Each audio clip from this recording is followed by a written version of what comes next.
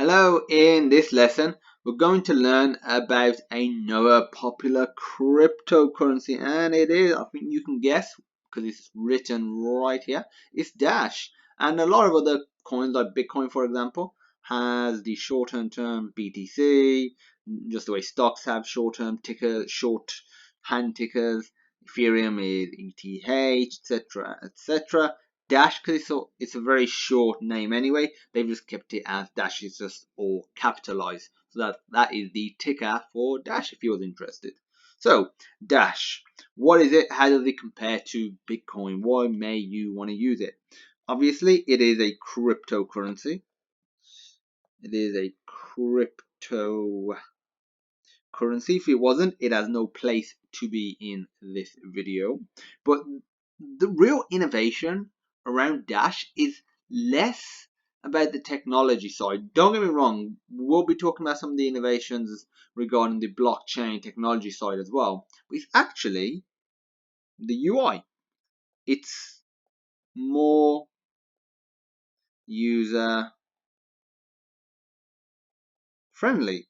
So the UI, because it's more user friendly, it's actually more like a bank or PayPal. So as a result, users actually prefer it in a way more because it feels familiar. They've already used services like this. And I'll explain why it's more user friendly. You send coins in Dash using a name. You don't have this really long address or anything, so it's similar to PayPal using email addresses. Because let's just say I want to send a $10 to my friend via PayPal. My friend's name is, let's say, Bob Harris, and maybe his email is bobharris@gmail.com. That's a very easy thing to remember, and it's easy to note down as well. But with PayPal, because it's just this really long random set of characters, that is very hard to remember. You pretty much nobody's going to remember that. As a result, they're going to have to note it down. They're probably going to have to text it over or email it over their public address so people can send it. And having to do this with every single person that you want to interact with on the network that isn't nearby where you can send it via some sort of barcode or anything like that, that's going to be frustrating. So for that reason, that little simplicity actually goes a long way. So it doesn't have confusing IDs that look like computer error codes, which frankly they sort of do, and that is quite a negative aspect of Bitcoin. So it's also much faster than Bitcoin. That's another reason why you might want to use Dash, how it differs from Bitcoin. It has lower fees compared to Bitcoin, so that's another great reason for using it. It has optional privacy, so if you want to be open about your ID, you can do that as well. I know this whole race around cryptocurrencies and blockchain-based systems is about anonymity, but there may be people that don't care about it or don't want to be anonymous.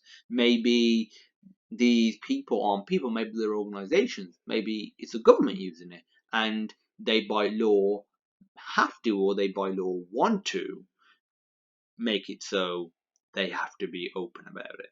So they can't just be hiding behind pseudonyms like the IDs that the Bitcoin employs that just provides pseudonymity instead of, well, proper anonymity.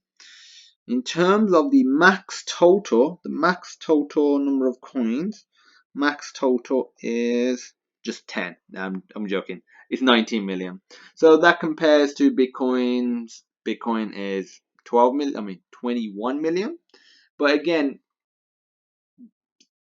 that doesn't really matter too much because if it can be divided, which they can, then you just get around that issue. There is something called a formal governance.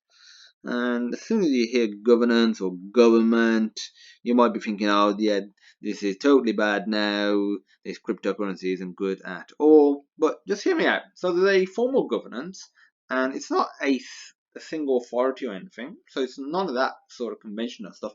What it does, it uses a voting system which allows important changes to take place. So as a result, there's no need for hard forks, which is ultimately dividing the Bitcoin community and any community that is having hard forks as a result of there not being a proper consensus of the way they want to move forward. And this, as a result, is a more democratic system. Because Bitcoin is a democratic system, but this is even more of a democratic system as a result of this formal governance. And there are other differences as well. Another really cool difference is it uses something called a self-funded blockchain. And this is done in regards to how the actual coins are split once they're mined. So usually when you mine a coin, you get all the coins in other cryptocurrencies. Whereas with Dash, 45% go to the miners, 45% go to master nodes. To become a master node, you need to have invested 1,000 Dash coins, and the master nodes are the ones that are allowed to, do voting, etc. They go to master nodes. You can almost think of like master nodes as a decentralized authority system of like small government operations, and it's almost like a tax essentially. It's quite a big tax, but it's just like a tax. And 10% go to the treasury, and this 10% roughly is the equivalent to over 1 million a year. 1 million per year, actually over 1 million per year. And you might be thinking, okay, what does this treasury do with all this luxurious money? And they're not just spending it on fast cars and all this other stuff. They're actually helping fund the development team. Because an open source community is great, and I'm all for open source. I've created open source projects. I contribute towards open source projects. But using this system, they can actually properly fund it. It helps fund the actual website. So not just the development of the underlying technologies, the website that users are using. It helps fund other aspects, other business-like aspects, such as marketing, customer support. These aren't things that come immediately to one's mind, but they're important. And PayPal wouldn't work very well, bank wouldn't work very well if they don't properly market their stuff, whether it's a new interest rate or a new package or just a new bank in general or customer support. If they don't have customer support there when users are having issues, then at the end of the day, people will go to something else because they want these extra things. And there's also potentially there's potential for even public events using the treasury's money to create awareness and other various things that you would generally do with money within a business. So Dash has a lot of differences to Bitcoin. Yes, it's blockchain based. Yes, it's a cryptocurrency. Yes, it's decentralized, distributed, all of that good stuff.